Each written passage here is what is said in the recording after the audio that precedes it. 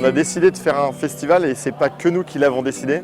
C'est que vu qu'on est plusieurs associations qui sommes réunies autour d'Orléans Joue, nous on sent dans nos associations qu'il y a une envie derrière et qu'il y a des gens qui ont une vraie volonté de créer un festival. Parce qu'au départ, on n'était pas très nombreux. C'était une idée qu'on a lancée il y a 3 ans, avant que j'ouvre la boutique en dur à Orléans, avec les associations d'Orléans, le coffre à jeux en particulier, beaucoup, parce que c'est la grosse association de jeux.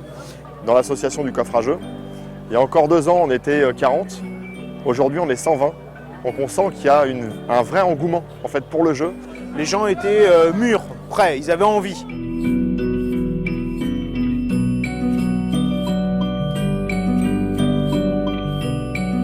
On travaille sur le festival depuis environ 6 mois, 7 mois. En fait, ce qui a donné le top départ de l'organisation du festival, c'était l'obtention du lieu. Donc le lieu, le Campo Santo, qui est un superbe lieu, nous a été prêté par la mairie d'Orléans, gracieusement, pour faire ce festival. Une grosse partie est quand même financée par l'association. Je dirais 2/3. La grosse difficulté qu'on a rencontrée, c'est d'arriver à monter un festival en 6 mois. Arriver à réunir tous les éditeurs, arriver à avoir des partenaires, à avoir des tentes, etc., des plans fiables, des bénévoles, tout ça en 6 mois. C'était vraiment le gros de la difficulté, c'était vraiment le timing. Qu'un éditeur, en fait, on va lui demander de venir et ça lui coûte. Même si c'est pas payant pour le faire venir, mais il faut mobiliser un week-end. Des week-ends, il y en a que 52 dans l'année. Il va falloir déplacer, payer l'hôtel, la bouffe, enfin voilà, ça prend du temps.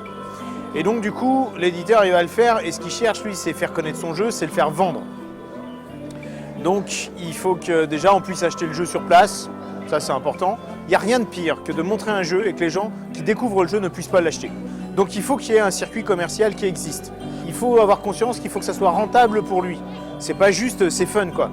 Donc il va falloir rassurer l'éditeur, le distributeur sur le fait de dire ça va être carré, voilà comment ça va se passer. Si vous engagez à avoir de la place, si on fait l'anime pour vos jeux, on va vraiment le faire. Et j'ai particulièrement organisé la protozone ainsi qu'une bonne partie du planning des bénévoles. On est à pas loin de 100 bénévoles. Évidemment, il y en a un peu partout, buvette, restauration, accueil, les animations de jeux, etc. Donc j'ai récupéré ce petit pôle-là. Ça a été un vrai casse-tête parce que forcément arriver à caser 100 personnes suivant chaque désir de chacun, chaque contrainte de chacun, ça a vraiment été je dirais que ça a été la grosse partie de mon travail.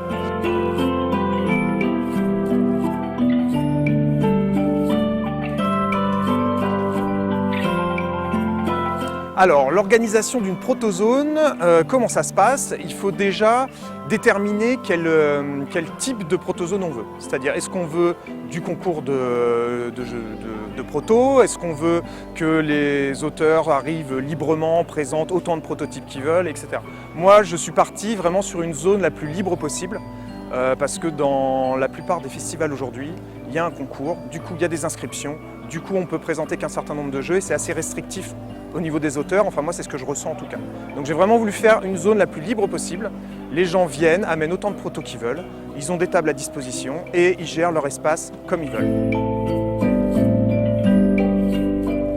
Donc les partenaires du festival, en gros on a eu donc, la mairie d'Orléans qui nous a prêté le lieu et un petit peu la logistique, les tables, les chaises du festival. Ensuite on a eu la ludothèque de Saint-Jean-de-Bray et de Fleury-les-Aubrais qui ont fait un travail formidable sur l'espace enfance, voilà, pour organiser tout le pôle enfance derrière. Là. Elles ont amené leur mobilier, elles ont amené leurs jeux, etc. Et ensuite, les partenaires, ça a été surtout des mécènes qui ont bien voulu mettre leur pub sur nos flyers.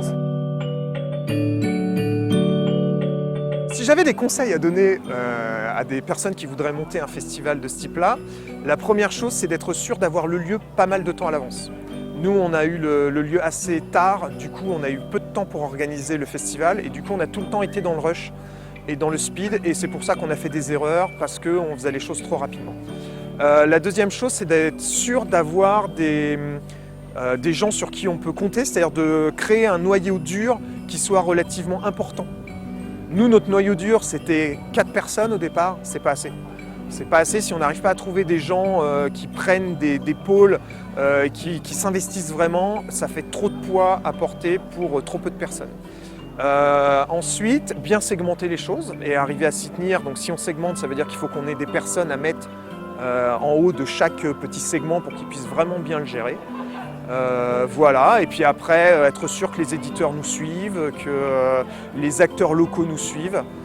Et normalement, ça doit bien se passer. Nous, on a eu cet avantage-là, c'est que les boutiques nous ont bien suivis, les médias locaux nous ont bien suivis. Donc on a eu de la communication, on a eu de la visibilité. La ville d'Orléans nous a prêté un site qui est extraordinaire. Et voilà, quoi. Et puis après, il ne faut pas compter ses heures, et puis il faut être super motivé et surtout pas baisser les bras. Ça, c'est ça vraiment l'important, c'est de ne pas baisser les bras, même quand on a envie de tout jeter par la fenêtre.